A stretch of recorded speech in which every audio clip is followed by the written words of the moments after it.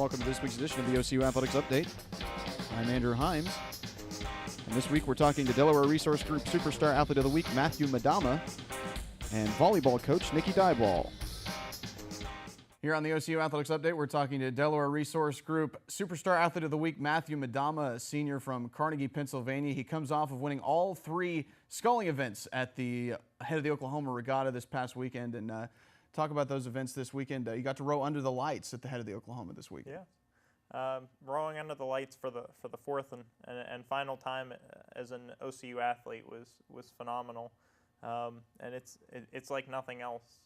I've rowed a lot of places across the U.S. and it's kind of like rowing in a dream. You're just tunnel vision, and it's just like you know what's going on, but you can't see anything out in the darkness. So it was great to finish off my OCU career with a few more wins. So, as a sophomore in the Dad Vale Regatta, you won the singles event there. Talk about that, and how does that drive you to win that event again this year? Well, it was a great time racing.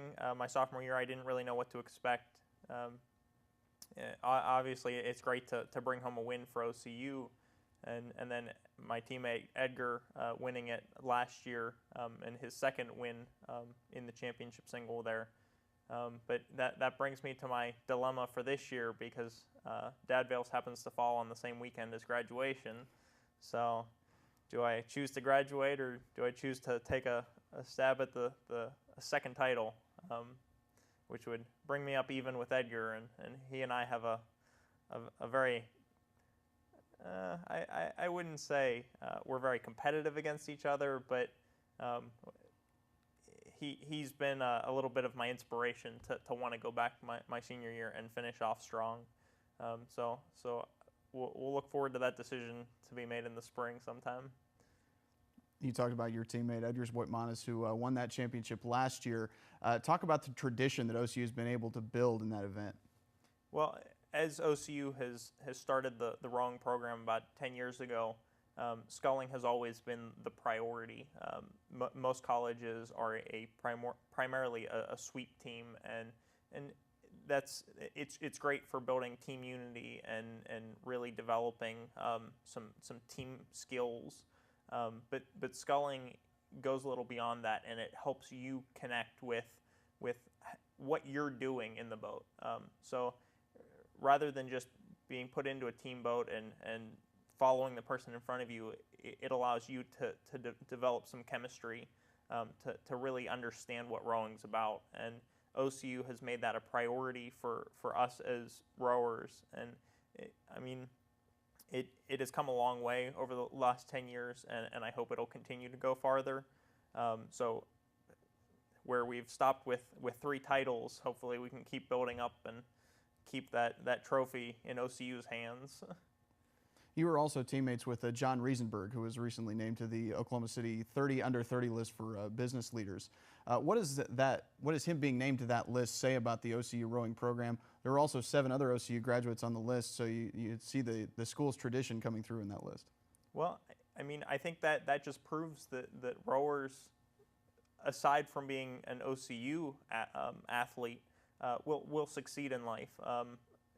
One of the running sayings about rowers is that they accomplish more before 8 a.m. than most people will accomplish all day.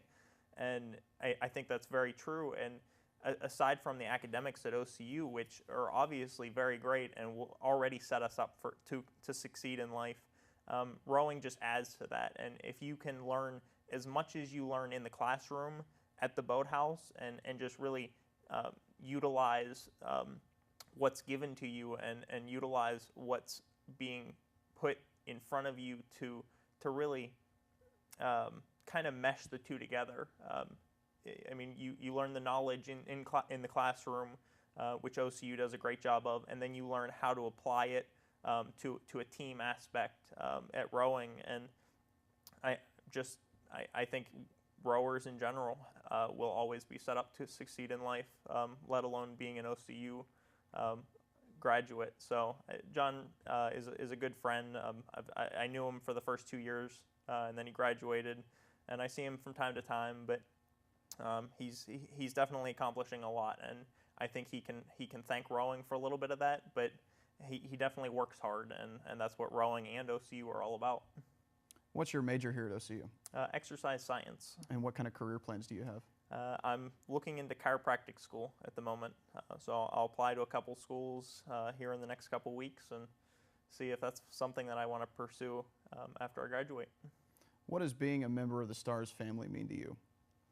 I think it goes back to what I said about just succeeding in life, and it's a tradition of hard work and really just pursuing a passion, and we've all come and seen the school, and we participate in our sports, and it's a labor of love, really, to really want to kind of do both.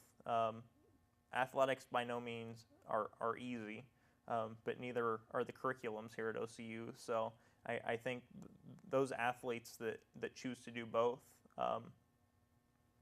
it's a very close-knit family, and even though I may not know all the baseball players or the wrestlers, I think we have a lot in common because we know what it takes to succeed, and that's really one of our biggest goals in life, is just to use our competitive edge and hone in on it.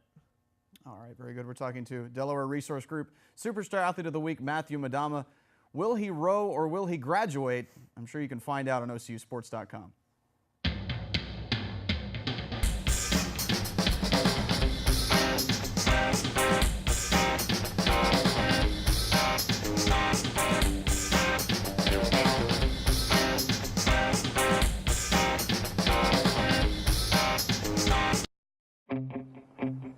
There's a call to be answered. The spirit of competition is still alive inside. The desire still drives. The phrase student athlete has a great ring to it. Lasting friendships are ready to be made. You just want to keep playing. Game on. Learn more at naia.org. Here on the OCU Athletics Update, we're talking to Stars volleyball coach Nikki Dyball. Her team takes a 3-game win streak into a very important matchup on Friday with Oklahoma Baptist, ranked number 9th in the country. And Coach, talk about your team's recent win streak. You know, we have been just really pushing the girls to play hard and stressing to make extra effort on plays. And so we have really been extending a lot of rallies. It's been exciting to watch. But just that extra effort defensively that we're making, I think, has really kind of helped propel us into taking home some victories. So it's been exciting to watch the girls. They have been producing very well offensively as well. So they're just kind of finally starting to put everything together, and I've been really proud of them and very happy for them for their success. Last season, I know your team was relying on a large incoming freshman class. What has a year worth of experience done for this team? You know, we're still relying on those, pretty much that same core group of girls, and you know, just a year makes a tremendous amount of difference in their maturity level. They are seeing their opponents for kind of the second time around. They're very comfortable with who they're playing in the conference and kind of know what to expect from them. They're more comfortable with me, and they know what my expectations are for them. So, you know, they've stepped up really big, and they did last year, but they're maturing and growing into the game, and you know, at our level, the game is a whole lot faster than what they play in high school and club, and so I think it's a big transition for freshmen coming into college to have to learn that and be able to play at that kind of intensity for that span of time. So they're doing a really good job, and I'm very proud of them. Danielle Robinson was named the Sooner Athletic Conference Libero of the Week after her second 30-dig match of her career. Talk about her defensive role on the team, and she's also still relatively new in that position, having moved over from setter. So talk about Danielle's performance so far. Well, she's one of our captains, but we tell her, I think we spent all last year telling her to absolutely take control of the defense back there. We want her taking as many balls as she possibly can. We've told our other passers that is her responsibility. She is the best passer on our team. We want her taking as many balls as she possibly can. So we've given her a really large area of court to cover, but she does it well. And, you know, I think that Danielle was made for that position. I really do. And even though it's only her second year there, she has just really developed and blossomed into this wonderful defensive player. She reads very well. She has great leadership on the floor. When we're not passing well, she gets the girls together and really gets on them and gets us refocused. And so, I can't say enough about her and her willingness to step into that position for us, and just how effective she is there. So she's done a wonderful job, and I wish I had another 2 years with her at that position for sure. After such a large freshman class last year, you bring in just one freshman this year, but it's a big-time addition. Kristen Macy is leading your team in kills so far. Talk about her transition into the college game. Kristen's done a great job, stepped in. I think it was really easy for her. Or I'm speaking for her, but I feel like it was probably pretty easy for her being the only freshman.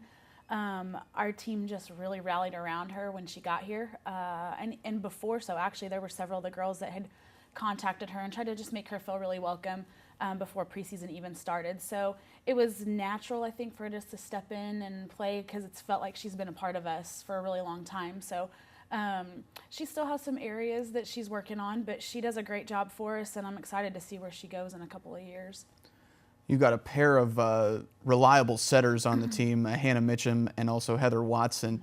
I know Hannah struggled with an injury early on in the season. How important is it that you have two quality setters on the team, and talk about their performances? Oh my goodness. Well, it's been kind of an injury-prone season for us, for several of the girls. But when Hannah went down, it was frustrating, but at the same time, I didn't even worry because I knew Heather could step right in.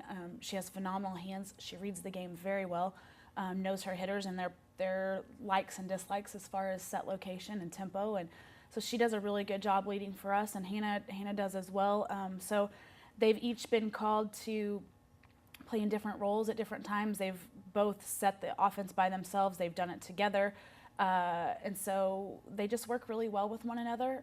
Each of them bring a different type of personality and energy to the floor. Heather's just kind of a cool, calm, collected, and Hannah will bring the fire. So it's awesome to have both of them and be able to use them and kind of intermingle them and give us a lot of dimension on our offense, and also helps us with scouting reports, because we've gone with so many different options with our setters. It's a little difficult to scout. OCU's annual Dig Pink match is coming up. Talk about the significance of the girls fighting for breast cancer awareness.